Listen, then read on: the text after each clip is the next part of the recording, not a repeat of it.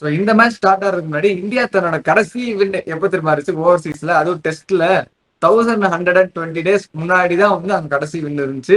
அதுக்கப்புறம் ஒரு வின் கிடைக்குமா கிடைக்குமா எப்படி 1120 நாள் கழிச்சு ஒரு வின் கிடைக்குமா அப்படின்னு சொல்லிட்டு ஆடுறாங்க இந்த மேட்ச. அந்த சீரீஸ்ல ஃபர்ஸ்ட் மேட்ச் வந்து டிரா ஆயிடுது, செகண்ட் மேட்ச் லார்ட்ஸ்ல ஆடுறாங்க. அந்த அளவுக்கு வந்து நம்ம இந்தியா டீம் வந்து சூப்பரான நிலைமையில இருந்துச்சு. அதாவது பெரிய பெரிய பிளேயர்ஸ், டிராவிட் இல்ல, விவிஎஸ் லக்ஷ்மன் இல்ல, டெண்டுல்கர் இல்ல, இந்த மாதிரி ஜாம்பவான்கள் தூக்கி போட்டு அப்படியே ஃப்ரெஷ்ஷா யங்ஸ்டர்ஸ் வச்சு விளையாடிட்டு இருப்பாங்க. அப்போ இந்தியாவுக்கு வந்து டெஸ்ட் மேட்சஸ்ல பெருசா ஒரு டீமே ஃபார்ம் ஆனுங்க. பவுலர்ஸே யார்த்த எக்ஸ்பிளைன் பண்ணிருந்தாங்க, வருண் ஆரானா இருக்கட்டும், பங்கஜ் சிங்னு சொல்லிட்டு ஒரு பவுலர்லாம் அந்த டைம்ல அவர்லாம் எக்ஸ்பிளைன் பண்ணாங்க. ஸ்டூவர்ட் பின்னி தான் ஹைலைட், அவரை மிடில் ஆர்டர்ல வச்சிருப்பாங்க. அப்புறம் புவனேஸ்வர் குமார், முகமது ஷமிலாம் அப்பதான் டெபியூ கொடுக்குறாங்க. ஒரு டெக் ஆஃப் பவுலர்ஸ் அப்படின்னு சொல்லிட்டு நம்ம யாருமே கிடையாது அந்த டைம்ல. ஒரு பெரிய சேஞ்ச் என்னன்னா வந்து டிஆர்எஸ்ன்ற ஒரு விஷயம் கிடையவே கிடையாது அந்த சீரீஸ் ஃபுல்லாமே. அதனால நிறைய ராங் டிசிஷன்ஸ் வந்து கிடைச்சு பேட்ஸ்மேன் அவுட் ஆயிருக்காங்க. அண்ட் அலஸ்டர் குக்குமே வந்து அந்த மேட்ச் முடிச்சுட்டு ரொம்ப ஃபீல் பண்ணி ஒரு விஷயத்த சொல்லியிருப்பாரு. அது என்னன்னா அந்த கடைசியில நாங்க சொல்லுவோம்.